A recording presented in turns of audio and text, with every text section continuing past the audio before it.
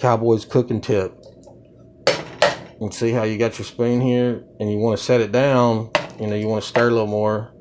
Well, these are cupcake papers. And I set them down there, and then when I'm done, I just throw them away. They're like 50 cents for a package.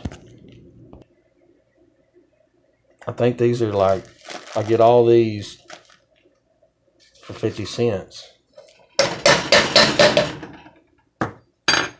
All right, and then I don't gotta clean up.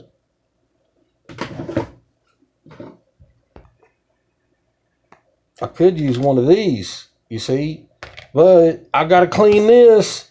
When we're done cleaning this and this, I mean, this. Oh, see, if I had the right amount, but I was trying to show you, but usually you don't. You get 5 under there, it don't leak at all. Cowboy's cooking tip.